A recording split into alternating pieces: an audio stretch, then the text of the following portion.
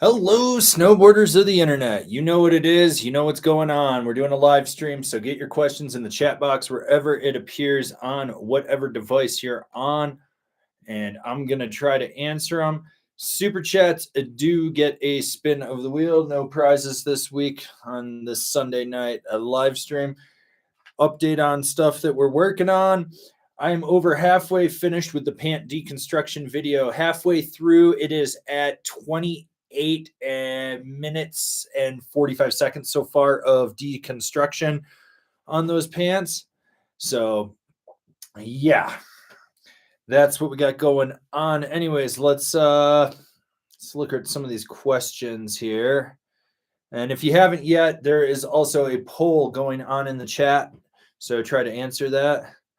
So let's see what we got here. Dan Han, question for the stream. Does the Sushi still maintain position as number one volume shifted paddleboard for 2022? Well, technically we're on 2023 stuff. Any noteworthy changes from the previous year? The Sushi didn't change at all. Top fives, I do not divulge them until they come out. That list is still in the works. I haven't finished that one yet. So, yeah. Okay, Ted G. Differences between the Burton process and the Jones Mountain Twin. I'm currently riding the process, East Coast riding. All hail the Slimothy. So the biggest difference, there's two big differences that you're going to notice with it. The camber profile and the side cut technology on the Mountain Twin. It's just more pronounced. It's more grippy in there. And then you got that cam rocker profile. So it really gives you good drive right from under the inserts in there. Then after that, you'll notice that the Mountain Twin is a little more damp. It's not as snappy. Your stance options are limited because it doesn't have ICS, All right. Tyler Kim, updated terrain record review coming this season? No, because nothing's changed as far as I'm aware of. All right. Fruit Poop Loops, Angry Body Pillow in the Angry Store when? Never. There's too many creepy people that would buy that and do sexually disturbing things to it. Okay.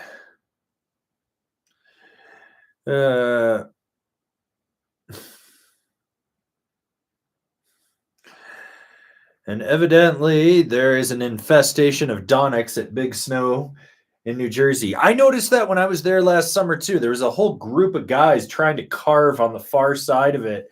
And it was like they could get 3 turns, not really aggressive carves, but turns before they made it down. And they were all riding those stupid Napton Twins, fucking kook-aid. Yep, right there. Okay. Let's see. Sam Elms, have you ridden the K2 Passport? Yes. Looks like a bit of overlap to the instrument, but interested in that too. If you had to pick one, Passport, instrument, or excavator, which would it be?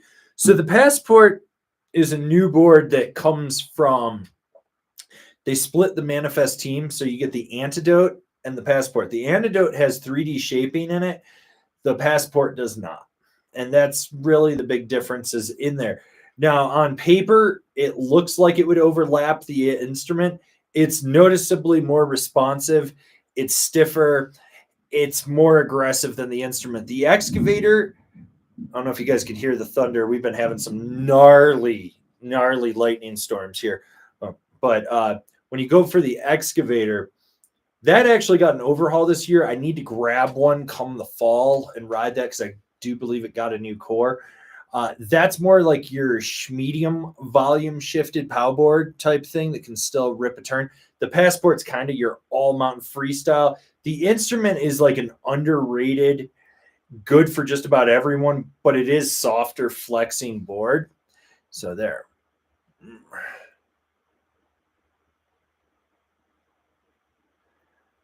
Curtis 500 needed to catch me up. Give me the bullet points on why Donics suck. Overpriced. Carbonium top sheet, which is a rental board top sheet. The belief that everyone needs to ride like a 47 fucking wide board because everyone boots out, including dudes on a size 7 that are riding a board that's this fucking wide. No, they've hit the limitations of their riding ability and they fall over. Shit's kooky. It's overpriced. It's fucking border cross, spandex, douche canoes that ride that stuff. It's the old man carving board setup. I just love pissing them off. It was funny. If you can't laugh at yourself in snowboarding, you probably should get picked on, which is exactly what happened. I made the top 5 carving board video for last year and just picked on hard boot. And then I made the video of how hard booting is actually just skiing. And all these dudes that ride Donics and hard boot setups got all fucking butt hurt.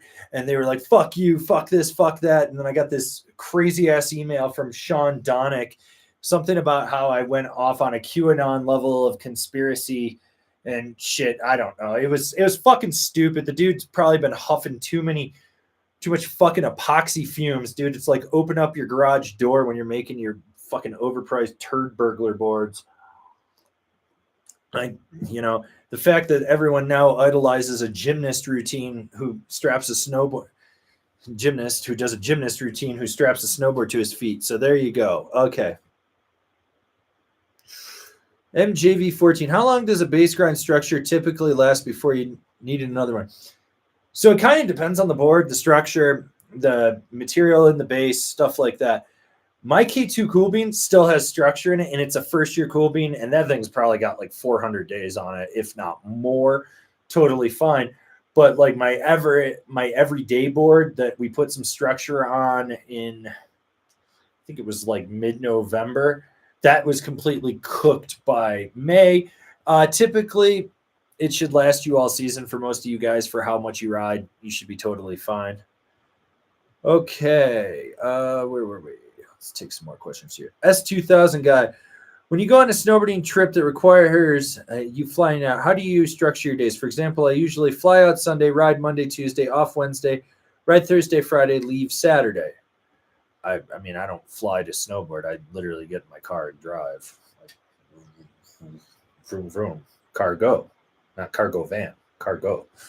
If I'm traveling, like when I go out to Utah or anything like that, if I have to fly, pretty much I time it. I ride every day, so I mean, for me, there's no downtime.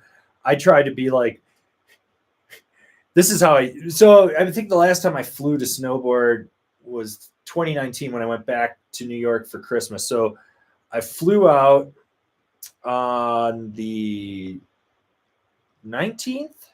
No, 20th.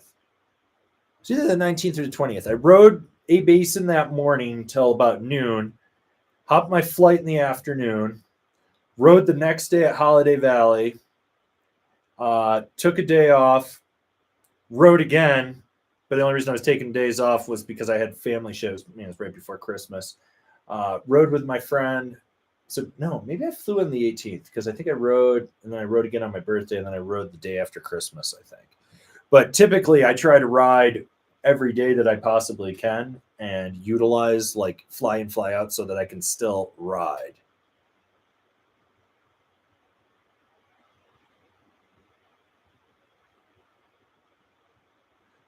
Johnny Crook, do you know any electricians who are snowboarders, or do they only have time to be people who snow? My neighbor is a snowboarder. He takes off winters. He's a union electrician. I think at one point he was wiring the lifts at A Basin. But what he would do is he would work spring, like late spring. So by the time most of the resorts had closed, summer, fall, and then winter would hit, and I think he would cut down to like 2 days a week, and he would ride every day. So, yeah. Okay. Fluffy Dumpster. Great name. Have you had a chance to ride or heard feedback on the Ampulid Singular Twin Thoughts? Oh, I've ridden the Singular. You guys got a review of that coming. I have not been on the Singular Twin. I'm really curious about riding that one, but the new Singular, it's different than I thought it was going to be. Brian De La Torre. Hey, people, am I ruining my snowboards by not leaving wax on them over the summer? They looking a bit dry, but a fresh coat before the season is cool, right? Why are you waxing? Rub that shit down. Clean it off. So make sure there's no moisture on it. No surface rust on the edges. You'll be fine. Put a good structure in it. Go ride.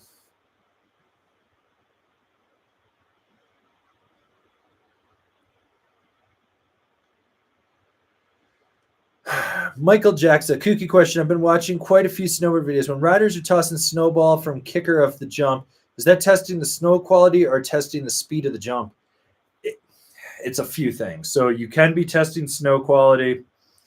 You can be testing the speed of the jumps. Usually you side slip it. Usually what you're doing is you're throwing it out to see the trajectory that you're going to take. So like you throw it and it's going to go up, it's going to hit the apex and come down, and you're going to see roughly where you're going to land. You could also just be doing it for B-roll.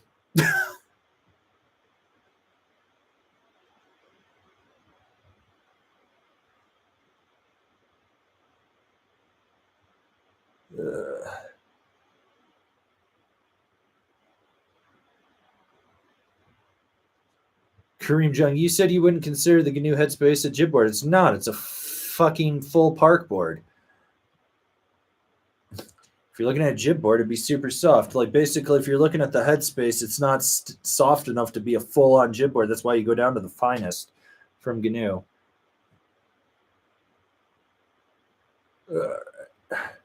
Super chat from Herbert Marmaton. How's the doggo doing? She's pissed off and gnawing on a bone in the other room, but other than that, she's good. No one's tried to kick her this week, so we got that going on. She's a little pissed though with all the rain. She hasn't been able to like go to the dog park and play with other dogs. Remember to eat your muscle cheese, people. All right.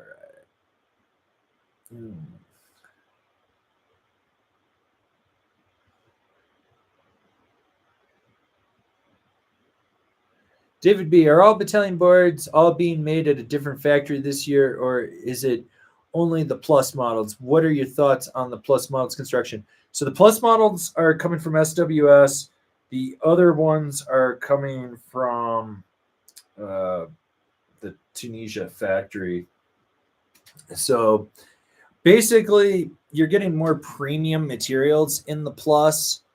That's realistically what you're getting is that premium. It's a little different fiberglass. The cores are a little thicker too. It's different wood in there. I mean, it's the same type of wood, but it's coming from a different. Man, that thunder's getting close. It's a little bit different wood, so you're going to get different grains in there.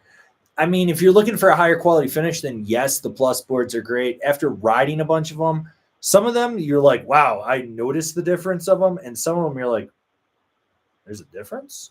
Like the Evil Twin Plus and the regular, I didn't fucking notice anything going on with that. But like riding the Party Wave Plus, the Goliath Plus, those were some beastly boards for sure. But I also rode them in like super big sizes. Okay.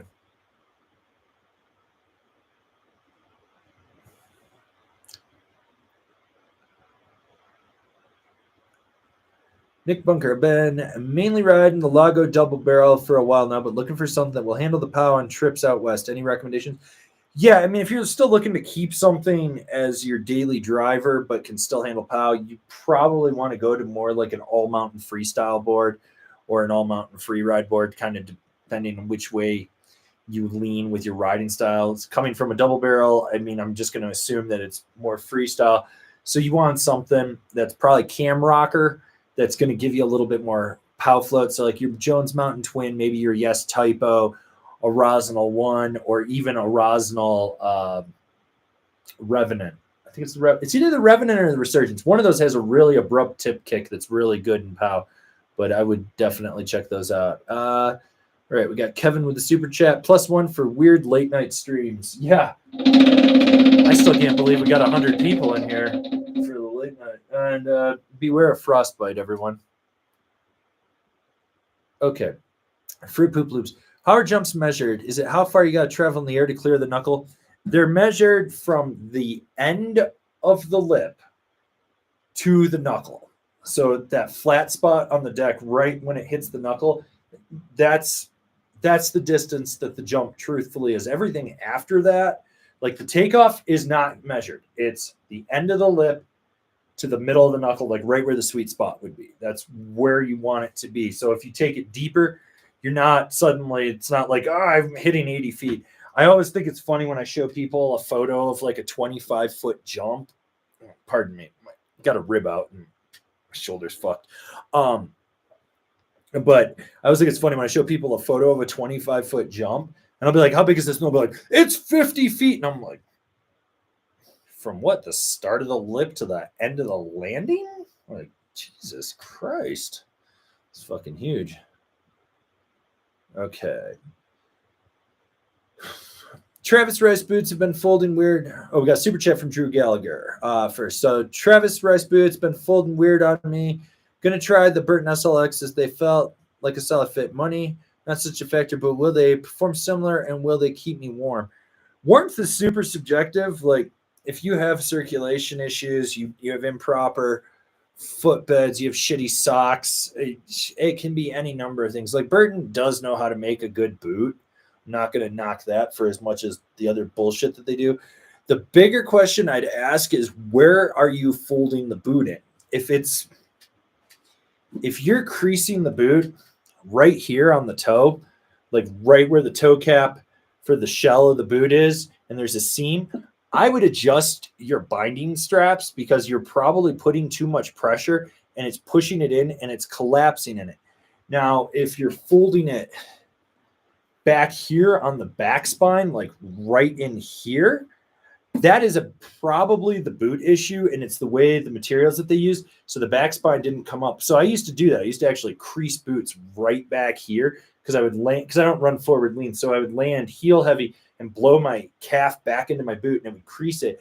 What stopped that was actually going to K2 boots because they use urethane in there. So there's rebound in that. That could be something. Now, if you're creasing your boot right along the instep here, you want to make sure, one, you got an articulated cuff so that way it flexes, but two, check your heel straps. Make sure they're adjusted properly. If you're over cranking them to get them super tight, it probably needs to be pulled back a little more to the inside so you only have minor creasing. Like this boot actually has minor creasing in it, but then again, this fucker's shot. So you got to kind of ask yourself, like, what's causing that creasing? Because it doesn't matter if you switch boots, if it's a binding issue. And one of the other things could be, are you walking a ton in your boot? So there's two things that I notice with people that walk a lot in their boots. One, they're foot shufflers. So if you're a foot shuffler, you just blow the tread out.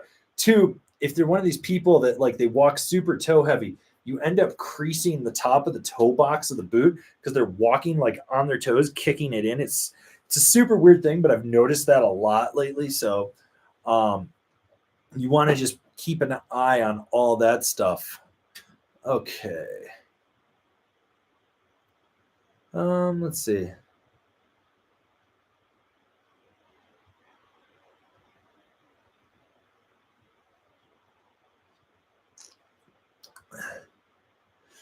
Okay.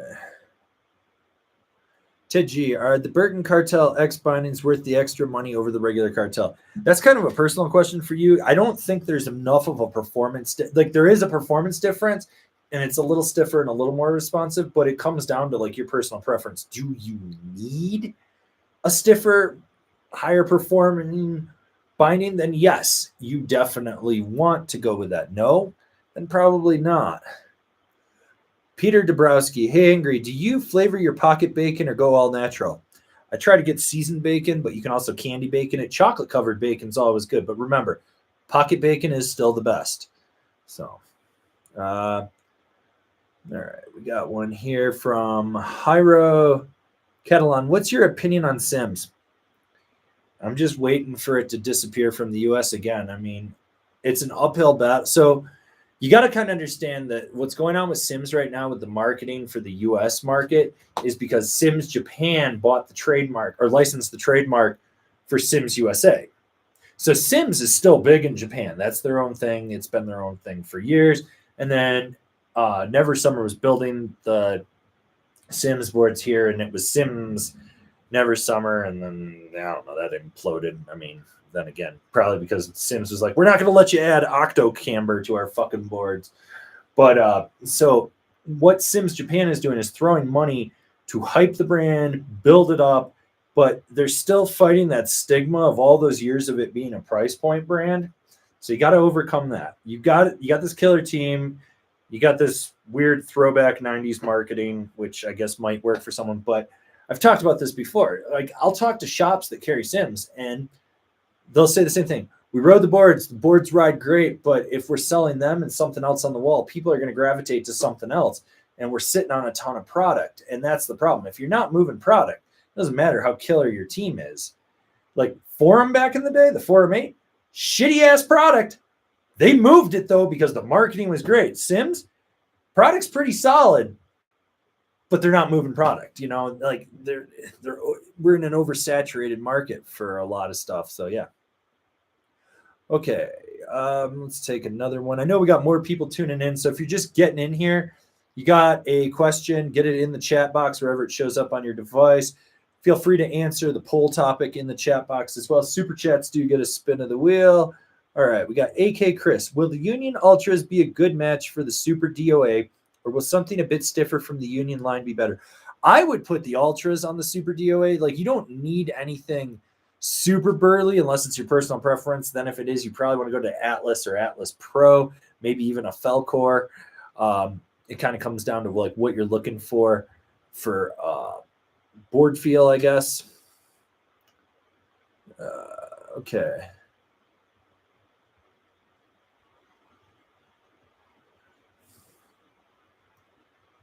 All right. We got a super chat from Nick Bunker. Thanks for the advice.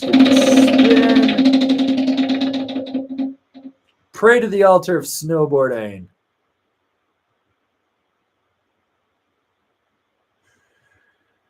Okay, Anthony Hawking. The Disaster Plus seems like an oddity. They used to market them as cheap extruded boards you can beat up on a rail. Now they're making a premium version.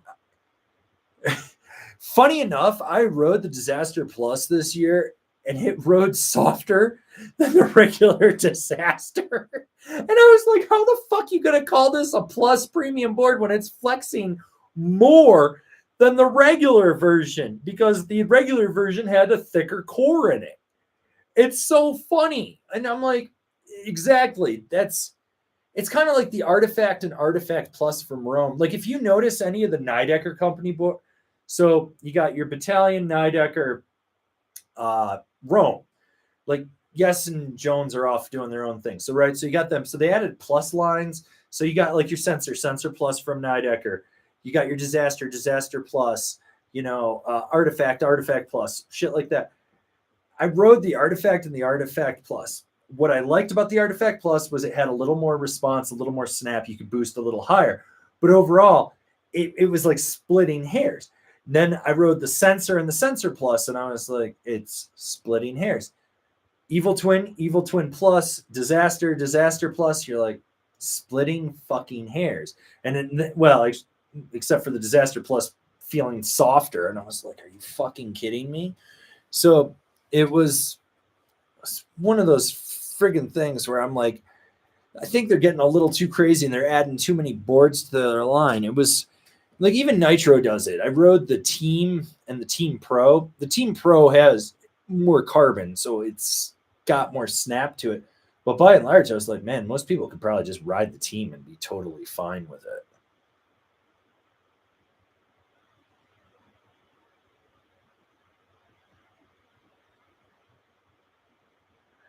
Dubs, notice the EGX knife effective edge on the 159 wide is only 1140.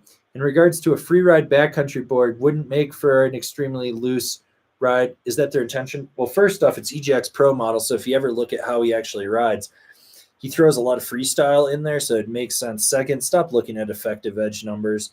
That's just some nerd level shit. Like, ask yourself, does it turn? Does it not turn?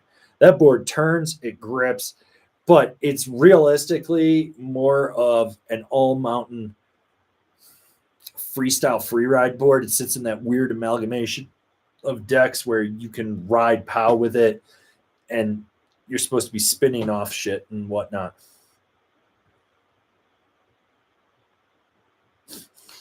Curtis 500, when Buckhouse is fully evolved, how tall will he be?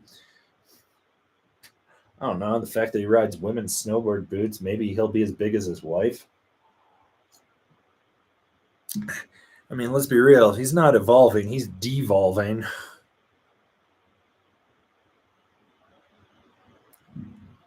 All right. Earl Stout III, you hyped Forum is coming back. I've talked about this when they first came back, but this is what I don't like about it. there's a trademark troll lawyer named Joshua Schoonover who got the trademark. Go look at specialblendusa.com and ask yourself, he got that trademark. He got Foursquare. Ask yourself, what do you think he's going to do in the long run with Forum? I think it's a cash grab that he's going to let those guys build it up, and then he's going to dump all the shit on Amazon like he did with Special Blend and Foursquare. Like, I want to believe, like, I back Jeremy, I back Dogger, I back Peter. You know, I hope they get JP on there. But 10 years, it's a 10-year gap, and that's a big time difference. And we're seeing all these resurgence brands. So we've got Camber, Sims, Alien, Dub, Forum, Joyride's trying to come back, M3. You know, I feel like people fail to remember that, like, yes, these companies had their place and time in snowboarding, but there was years that they had garbage ass product and stuff. So if they can do Forum right and this trademark troll doesn't do anything to fuck it up, yeah, I'm fucking hyped. But I'm a realist. I look at it and go, I don't trust this guy. And I do that because I had interactions with him and things that he said that I was like, this guy only cares about his bottom line and how much money he can make. And if you actually look up how many trademarks this guy owns, it's like 200 and something. He buys dead trademarks. He milks them for what they're fucking worth. That's what he does. Like, that's it. He's a trademark troll, you know? That he's out there just looking for dead trademarks. Like, who cares? All right. Fruit Poop Loops with the super chat. Spin for pocket bacon. If I'd had time today, I was actually going to make some pocket bacon. No one cares that you ride a Donic.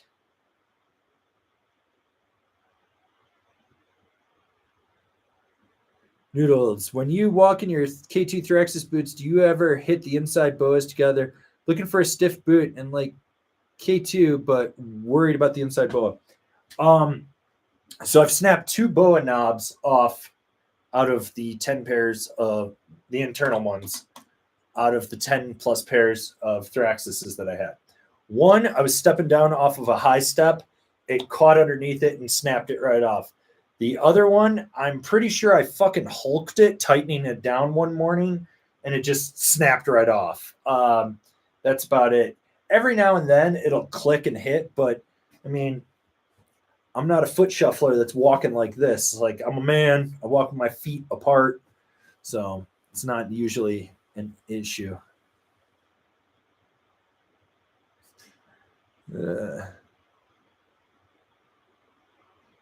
Luke Canal, thoughts on Elevated Surfcraft? Fuck that company and fuck Aaron Leibowitz. That guy could suck a fart out of my fucking ass. Every time someone brings this brand up, I say the same thing. That kid is a fucking douche canoe, fucking trust funder. Like, the fact that he believes that he brought volume shifted shapes from Japan and all this shit, like, the shit that comes out of his mouth is just entitled stupidity. Like, I wanted to like that company. I wanted to ride that shit. And Kevin and I back in the day tried to set it up. And he's like, hey, I'm going to drop some stuff off at the shop in Breck for you. And I was like, cool. It's like 3 blocks from my house. I'll walk over. We can figure out shipping. If I need to ship it to someone, I can drop it back off. So then he hits me up and he's like, hey, I dropped those boards off in Aspen for you. And I was like, well, Aspen's 4 hours from Breckenridge. So that's not convenient. He literally wanted me to drive 4 hours one way out of my way. So 8 hours round trip to pick some boards up. And I was just like, nah, man, we're done. That was it. Then I posted something on Facebook about volume shifted boards. And he went off on this tangent about how there's no real, and like, the best part was I was talking about the Tellus backslash. I remember this. He's like, these aren't true volume shifted boards. And he's like, this is a whole thing that you think these are. And he had some stupid bullshit. And I'm like, you're literally shitting on the factory brand where your boards are made that were designed by the guy that had to take your bullshit shapes and fix them so that people could fucking ride them. Fuck you, dude. Fucking living in your little bullshit fucking van, bus, whatever. I fucking saw it one time when I was in Utah and I was like, I want to go shit on its hood. Like, I want to just fucking chug some chocolate milk and some red wine and let it curdle in my stomach and bend over, grab my ass cheeks, and just ass blast fucking muck spray the side of his fucking bus. Like, fuck that brand. That dude doesn't do shit for snowboarding. He needs to go back to New York City and live off his dad. Fuck him. Fucking piece of shit. Ugh.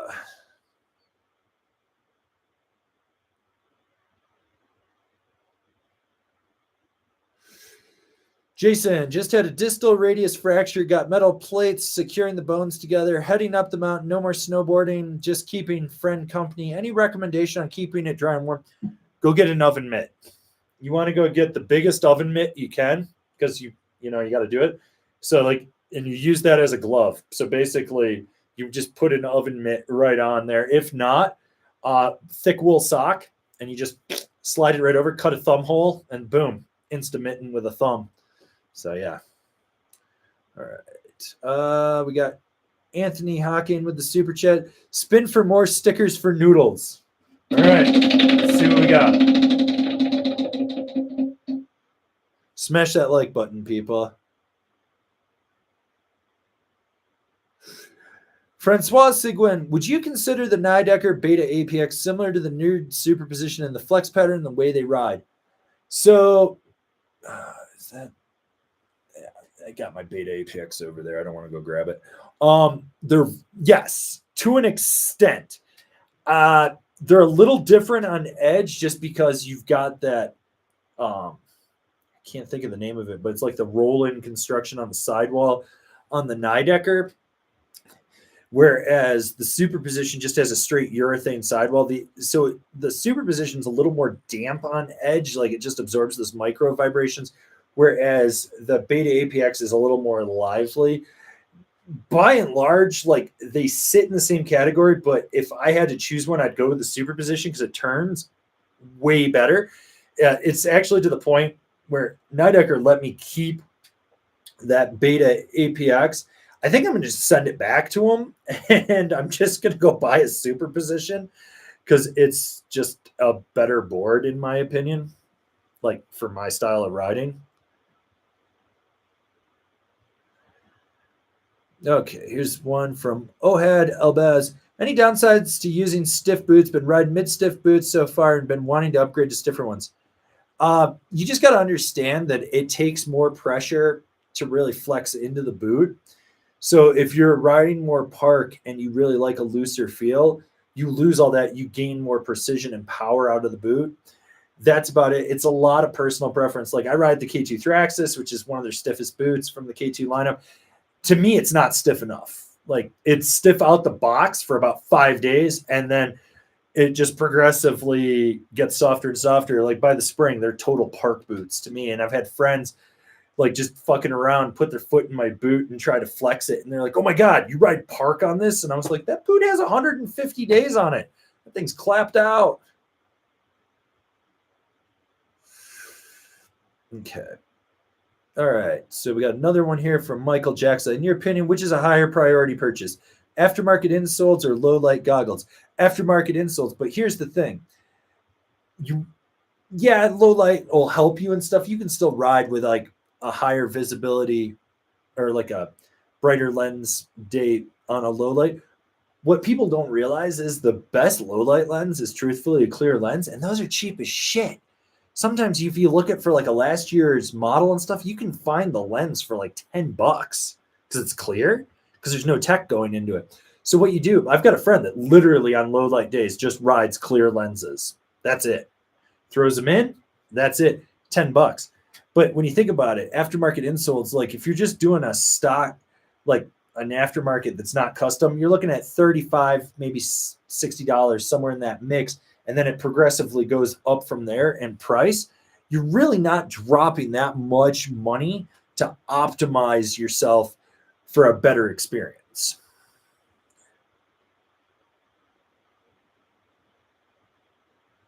Jeff C. Hey, Avran, been eyeing the Tellus backslash. I'm around 215 pounds. Would the 153 be the right size? You could even go down to the 48. Like I ride the 48 at 200 pounds, and that's fine.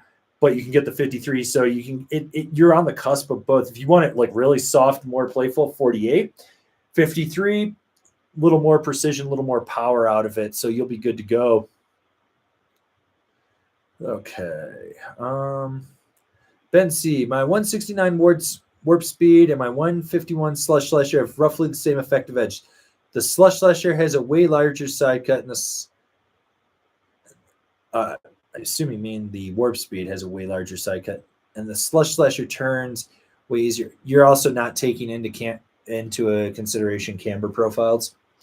Camber profiles with the flex patterns can change everything. Like everyone looks at these weird effective edges and they get all hung up on that shit. But what you don't realize is if you look at the camber profile and then where the flex points are on the board and how you torsionally twist the board and how you load it up, like if you're really flexing the board, you're changing that effective edge consistently on there. And so many people don't look at that and they get so hung up on other stuff. And I'm like, ask yourself where the flex points are and how you're going to actually drive it. It changes the whole dynamic of everything. So yeah.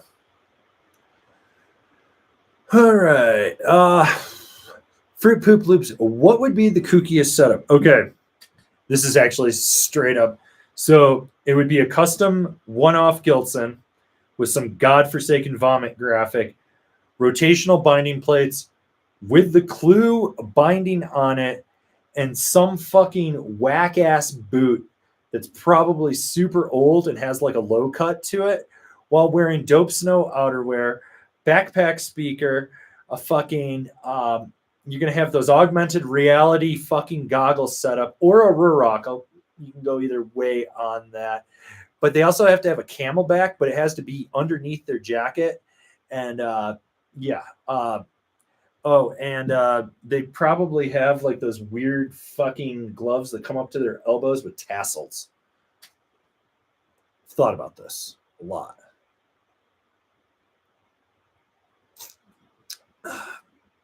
All right. Anyone that says Buckhouse is right gets put in timeout. Okay.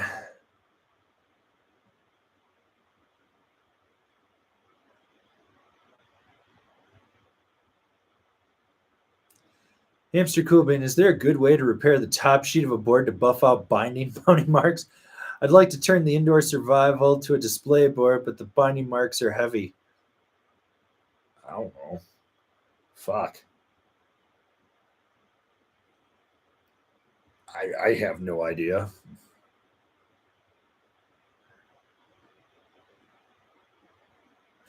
Robert Fowler, for spaghetti to eat while you record a review. Oh, that's a knock on the good ride right there. Love this super chat. Who the fuck eats a plate of spaghetti while talking snowboards reviews, like, and films it? Like, remember to subscribe. That shit just blows my mind. Like, especially if you ever have anyone in your audience that suffers from aphasia. I think that's what it's called, aphasia, where they don't like the sound of people chewing. You're fucking slurping down fucking Alfredo sauce and spaghetti noodles. Like, what the fuck?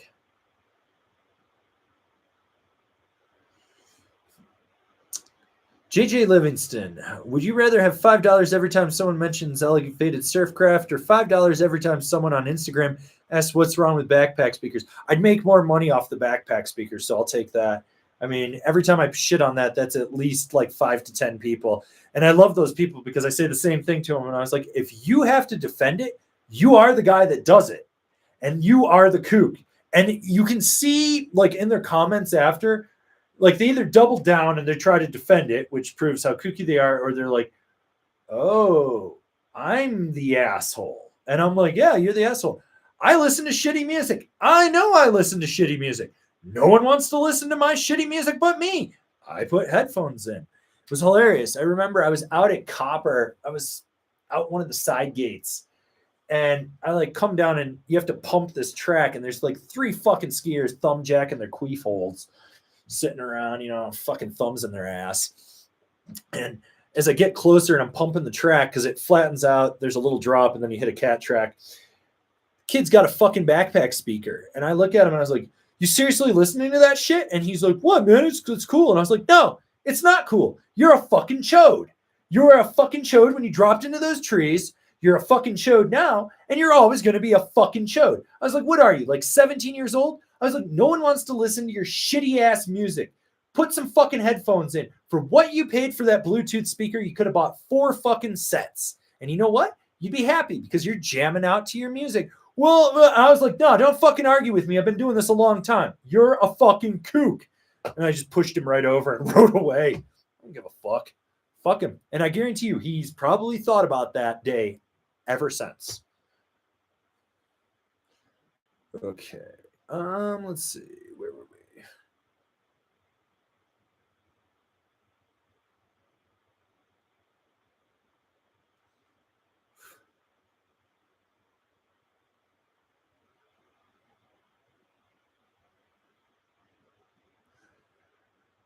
From Gunther Hins, would you recommend the Arbor Draft Camber over the Westmark Camber for rails? Which bindings would you pair them to? Yes, the Draft is softer. It's more of a rail board, whereas the Westmark's more of a well-rounded park board. Now, I mean, if you're just hitting straight rails and you want it soft, if you're trying to do big drops onto rails or something, you probably want something a little beefier. That's where the Westmark Camber comes in. As far as putting bindings on that, you could probably do one of the Arbor bindings, and I can't think of which model it is. I'm brain farting, but there is a softer one in there. Otherwise, other ones that I would look at, I would be maybe like a Union Strata Ride C6, bent metal joint, now Brigade possibly. So there's a few options for you. All right, we got another one from Luke Cannell. Will Nerd Snowboards make a twin? You know, I talked to Jordan about that, and I think that's something that they've talked about doing, and it's possibly in the works, but right now they're really concentrating on their split board, the superposition, and the relic. I know the relic's getting a bigger size. Superposition is getting a smaller size. There's a 51 coming this fall, and if that sells well, he's going to do a 54 as well. You guys made his week was it this week? Yeah, it was this week because I dropped the top 5 Cruzy Carvey resort board. 1 and 3 of you guys hopped on that and bought some. So because more people are buying them, he's looking at more sizes, but he's keeping it very limited run. So yeah, and I know there will be more boards coming this fall. David B., I think I remember you saying that the Jones Tweaker was the loosest thing ever. Can you elaborate on why? No, the Jones Tweaker wasn't the loosest thing ever. I have ridden way looser boards. It's actually the Battalion Wally is way looser. No, it's loose. The Tweaker's loose, but it's got a weird flex pattern because they did like the reverse. So stiffer tips, softer middle. By and large, like Jones, great at making free ride all mountain boards, not so good at the freestyle. That's not what they're known for. The Tweaker it's subpar in my opinion. DWD boards. Could you explain the main difference between the bent metal actions and the transfers? What type of boards would you put on each? Action is unibody construction, which means plastic chassis all the way around. Transfer is 2-piece construction, plastic, aluminum heel cup that's going to be a little more rigid in there. Basically, action is a good all-mountain freestyle like price point binding, do it all, but with a universal flex, whereas the transfer is a little more beefy, and you're going to feel that in there. It's still an all-mountain binding, but it is more beefy, so you get a little more power and drive out of it.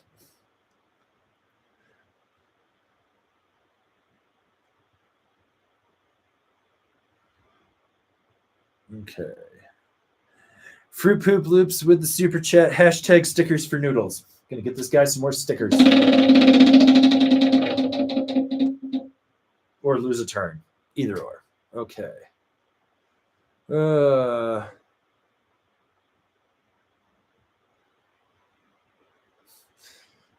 right.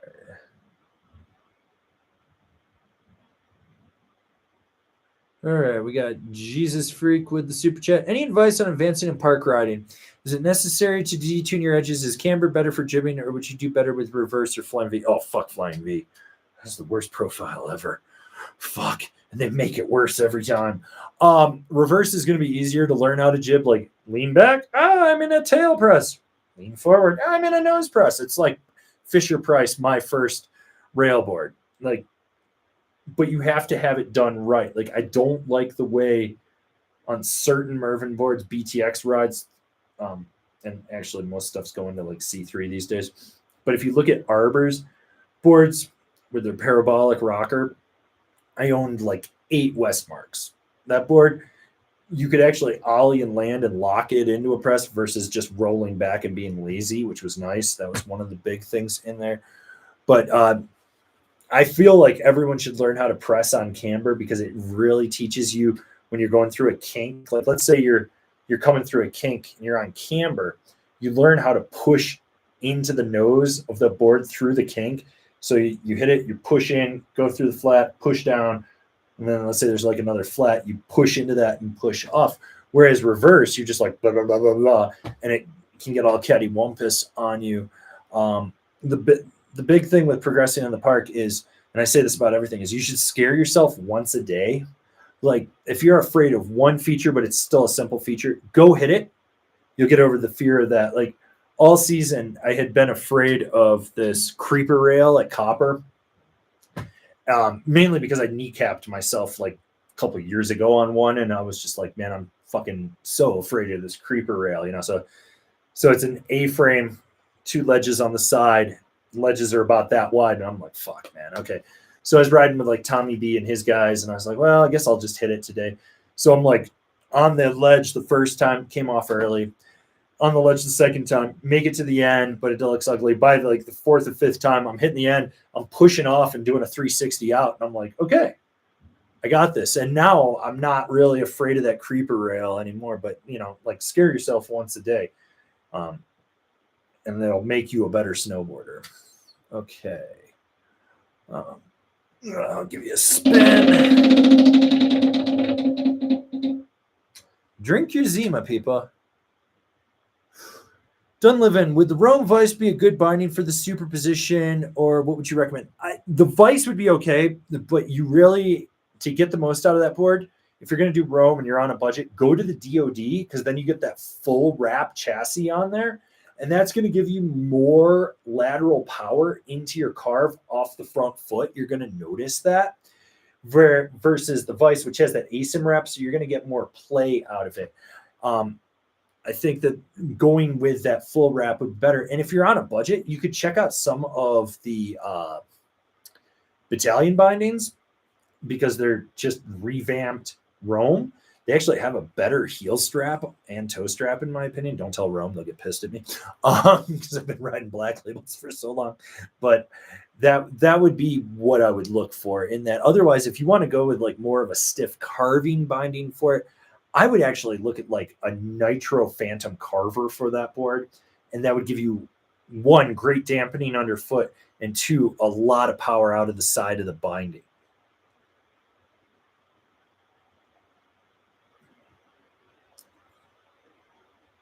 Okay, Ranton and Raven, going to retire my Team Pro bindings, all mountain rider, more free ride focused, occasional backcountry trip. Do I buy another set of Nitros, or is there a better binding I should consider? If you like the Nitros, you know how they work. There's nothing wrong with staying consistent and just buying another pair and running those into the ground. I'm very big on consistency. Like, for me, obviously, because I do so much product testing with stuff, I want to ride the same board for all the bindings I test. But when I'm testing boards, it's the same boot and binding setup. I'm not doing this like trying 10 different boots, 17 different bindings, and then talking about how the board was all fucking weird and shit. It's like you get the same consistency across it. But for you, you might want to bump up from the Team Pro to the Phantom staying with Nitro. That just might, it's a little more free ride focused, but that high back is super high. Otherwise, if you want to look at other bindings, I would check out the 9 series from Ride, maybe an Atlas Pro from Union,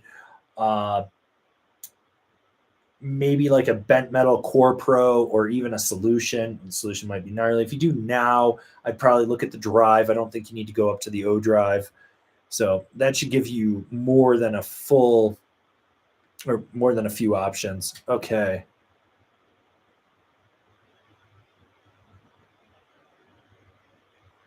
Anthony Hawking, seriously though, how do we know who the best carving snowboarder in the world is? Do they have some kind of belt or trophy, maybe a medal? Well, they go to the Carving Kumite every year. It's very secret. I just found out about this. I've been invited. just to witness it. And basically, it's the carving kumite, and they all come together, and every dojo of carver is invited, and they have a carve off, and everyone that loses gets their head cut off, and they die. So after everyone's dead, whoever's left standing will obviously be the winner.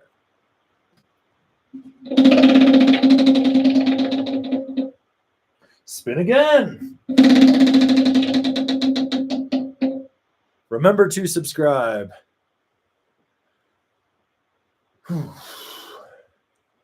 Tim Hunt, what was your favorite all-mountain twin for 2023? Wasn't necessarily twin. I wrote a lot of directional twins, and those really stood out to me as being, it's the Shadow Band, but the Public Dispute, I think it's this. I always confuse their names, like when I'm not looking at them. But the Public stuff was super solid to get on. I mean, I guess if we're really going to go with twins, the Rome Mod Stale is always a favorite. I love getting on that thing. It's just consistent. Joe Sexton's Pro model from Public just felt like a board I'd ridden 100+ days. So, okay. Fruit Poop Loops, boards you would recommend for big snow. Downsize, medium flex at the stiffest, but you could go a little bit softer, and something that you just don't give a shit if you run it into the side of a rail. That's it. Like, not going to recommend specific boards. I'm just going to say get something a little softer and downsize on it because you're not riding anything big. Okay. We got one from Carl. With the advanced construction of today's freeride boards, does sizing down make sense when there are multiple size options that fit my weight? 210 pounds looking at the K2 Alchemist and the Jones Ultra Flagship. You can get away with it. The way I would look at it is what kind of snow you're riding. Okay, so if you're like Colorado, Utah, it's lighter weight POW. There's not a lot of moisture in it. Yes, you can get away with it. You're up in the Northwest. You're riding that coastal heavy wet snow. No, you probably want to ride size appropriate or maybe bigger. It's really where it comes down to. So like for me, because I live in Colorado, I ride Colorado conditions. I always ride stuff just a little bit smaller for me here. If I was up in the Northwest, I would be grabbing bigger boards for sure.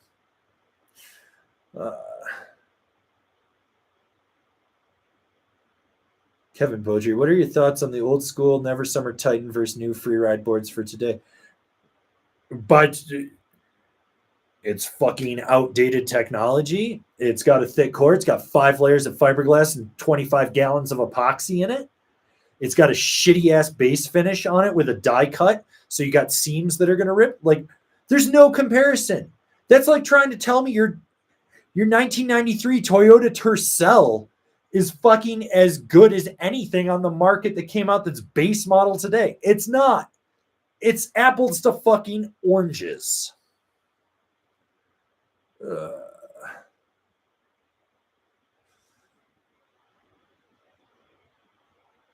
Okay.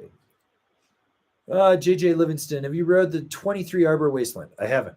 Thinking about scooping one for hauling ass and dumping dust on skiers. Kevin says it's perfect for that. Okay. Let's see. I think we're catching up on questions.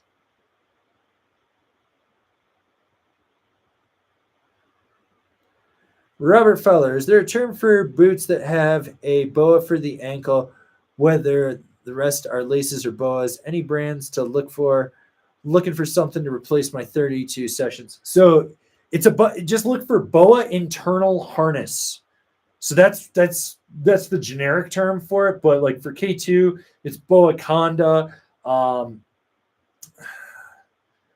I've heard like everyone's got their name, but the generic term is boa internal harness or internal harness boa, something like that.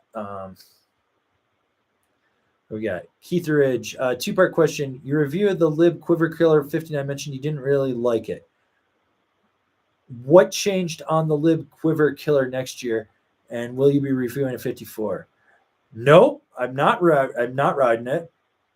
I will not be reviewing a 54. I just didn't like it. It just wasn't the board for me. I didn't fucking like it. It's too stiff. Side cut's too aggressive. It fucking had like this much fucking camber to it.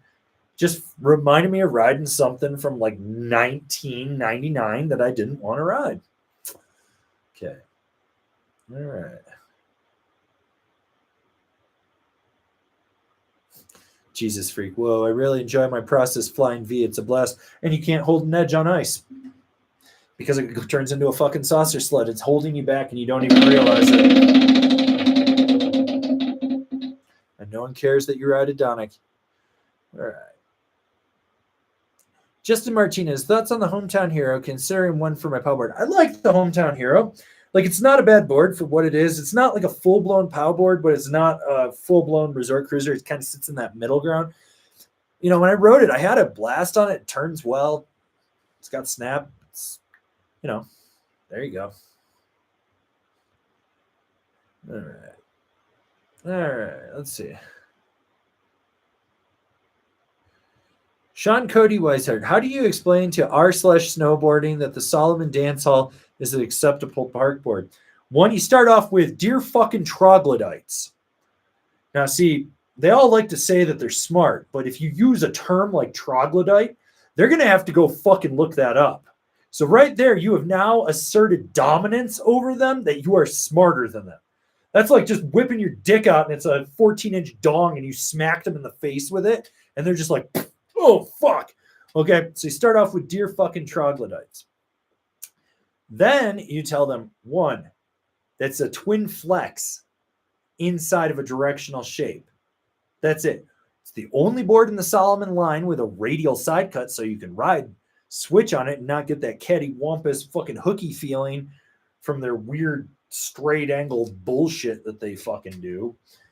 So it's going to have better grip on ice. It's a party board through and through. You can see that from the shape of it. And party board means, well, sometimes you're doing weird tail wheelies down rails and shit, or tail presses. I don't know.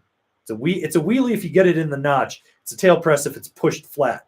That's all you need to know on there. Then you call them dumbasses a little bit. And then when they try to argue with you, you'd be like, I've been doing this longer than you. And then when in doubt, you drop my review on them and you'd be like, see? And after that, then,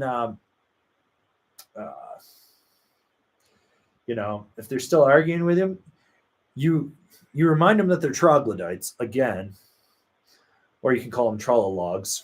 If they catch that movie reference, I'd be rather impressed. And there you go. All right. Ooh. Luke Pankow, what party board would you recommend for women? Right off the bat, I would go with the Solomon Dance Hall. That thing's absolutely fucking phenomenal. The Ride Psycho Candy is another one. You could throw the War Pig in there if you wanted to. Slush Slasher, but last year's, you don't want the new one. That's the Tellus Backslash to a point, and I think they've got a women's version of it. The Marhar Lumberjill, but just to understand it's not volume shifted in the 44 size, only in the 48.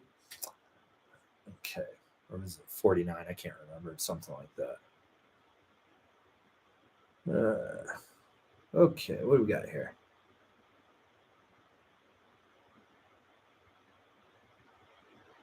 Trevor O'Neill, have you ridden a GNU Gremlin? Thoughts on it? There's actually a review of it in the GNU Snowboards playlist. So if you want to go see what I think about it, go check out that review. The Gremlin's a great board for what it is. You get a lot of snap and power out of it. It's a good chunderbuster, and it carves exceptionally well.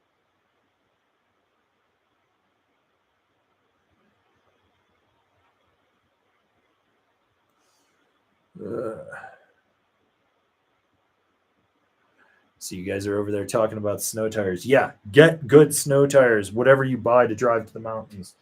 And if it's a two-wheel drive, get chains. And remember, the chains go on the tires that actually drive the car. So many people putting chains on their two-wheel drive on the wrong tires. And you're just like, what the fuck are you people doing? I don't get it. It blows my mind. So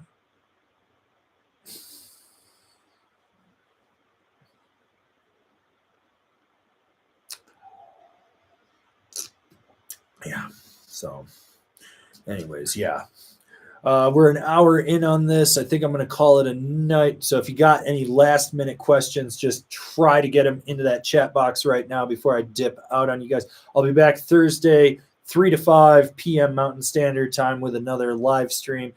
You've got a new explained video tomorrow, new top 5 on Wednesday, live stream Thursday, and snowboard review on Friday. Okay.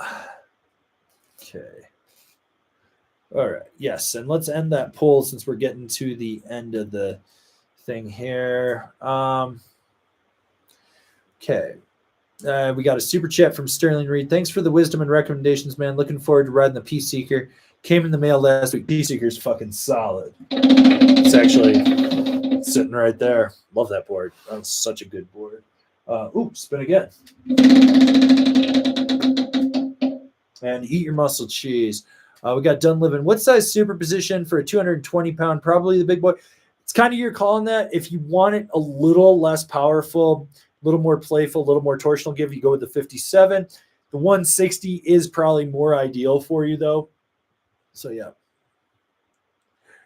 All right. And out of the poll, we got 62% of you guys saying you will buy a new deck this winter out of 203 votes. So if you're buying a new deck and you want to support me, click those affiliate links because I need those commissions. Or I don't. I don't know. I don't push them as hard as some people because I'm not over here hawking stuff. So, all right. Dubs, could the Spring Break Powder Twin be used strictly as a park board? Yes. I actually have a friend that does that. JJ Livingston, how do I tell someone it's a bad idea to buy a board based purely on the graphic? Simple. Show them a photo of a Ford Mustang 2 and be like, would you have bought this brand new because it said Mustang on it? And if they did, smack them in the back of the head and be like, you're a fucking dumbass. That was a hunk of shit. This is not the right thing for you. There you go. Mike Dunn, can we get a teaser opinion on the Signal Tail Gunner? I thought that review already went up. Didn't it? Is it scheduled? Fuck. I can't even remember. I've got so much shit scheduled.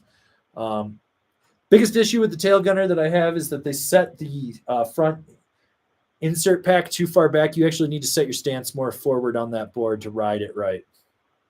So, yeah. All right.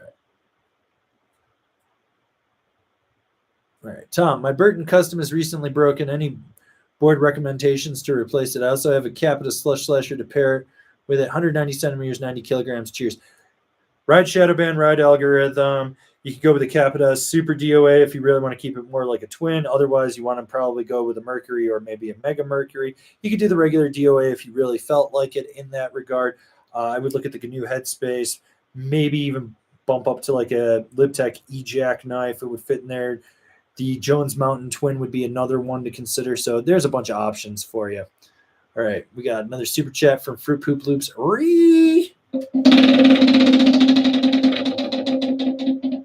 Eat your muscle cheese, Anthony Hawking. Why does no board size calculator ever seem to work beyond 6 foot and 205 pounds? Because the people that write them were like 150 pounds, and someone that's 50 pounds bigger than them is friggin' ginormous. I don't know. Those things are fucking ass. They're all ass. According to every single one of them, my park board size should be a 160. My all mountain board size should be a 164. I should never ride anything below like a 157 for volume shift. It's just like, oh, and my board waist should all be a 28 because I have a size 10 boot. Brooke Poulsen, Nerf guns on the slopes. Need I say more? You know what's better than a Nerf gun? A megaphone. Why? Because you can heckle anyone with it, and you can call out to chicks or dudes, depending on whatever you're into, and be like, ladies, gentlemen, I want you. So, yes. Okay. Anyways, guys, I'm going to dip. I got to go eat dinner. I got to go check on the puppy. I want to go play some video games. So thanks for tuning in. As always, I've been your host, and, well, I'm going to continue to be your host because no one else wants this job. So if you're new here, remember to subscribe, click the bell, get those notifications. That way you're not missing any of the videos we got coming out for all you snowboarders of the internet. And if you really want to help us out, swing on over to Angry Snowboarder VIP and become a member. I got a video over there that explains it. I'm actually going to be redoing that soon. And, yeah, I'll see you guys in another video.